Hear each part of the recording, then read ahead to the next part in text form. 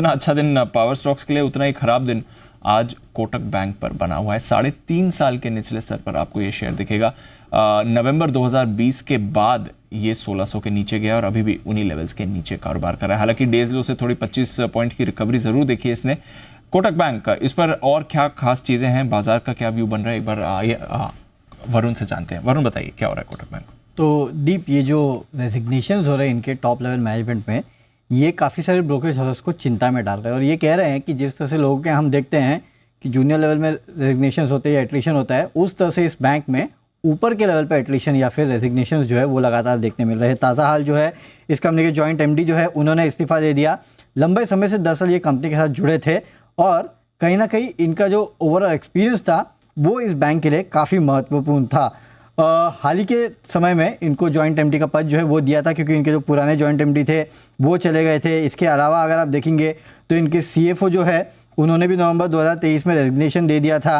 तो कहीं ना कहीं टॉप लेवल पे अगर आप देखेंगे तो मैनेजमेंट के बदलाव जो है वो काफ़ी ज़्यादा स्पीड से हो रहे हैं और ये एक चिंता की बात है। इनका नुवामा की रिपोर्ट है जो कि कह रही है कि आप टॉप लेवल पे अगर आप देखेंगे तो काफ़ी सारे नए लोग हैं। इनके जो सीईओ है वो भी काफ़ी नए हैं और सारे सीनियर जो है वो पिछले 6 महीने में अगर आप देखेंगे तो रिक्रूट हुए हैं। तो ऑलमोस्ट अगर आप देखेंगे तो ये एक नए बैंक जैसा जो है वो बन चुका है। बाकी बैंक्स के मुकाबले अगर आप देखेंगे तो इस बैंक का एट्रिशन रेट जो है वो काफ़ी दिक्कत भरा है, वो काफ़ी ज़्यादा है। हाल फिलहाल में आपने देखा था कि डिजिटल स्पेस में जिस तरह से इस कंपनी को कारोबार बंद करने को कहा था, क्रेडिट कार्ड जो है वो इशू करने को मना किया था, तो आरबीआई की तरफ से लगातार इस कंपनी के ऊपर नज़र रखी जा रही है और इस मसले को भी हल होने में इनका कहना है कि शायद 1 साल के आसपास लग सकता है।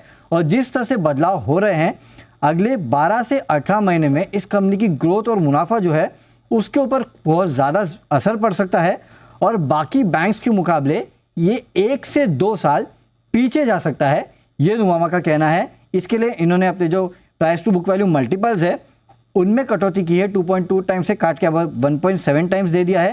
प्राइस टारगेट काटा है, रेड्यूस की रेटिंग दी है, 2095 से काट के 1530 दिया है। और इंटरेस्टिंगली ये कह रहे हैं कि आपको कोटक के जगह अब आईसीआईसीआई, एक्सिस, एचडीएफसी, श्रीराम जैसे बैंक जो है या फिर एनबीएफसी जो है वहां पे शिफ्ट कर लेना चाहिए, ये आपके लिए बेटर होगा। एक्सिस आपने उसी दिन कहा था, मुझे याद है।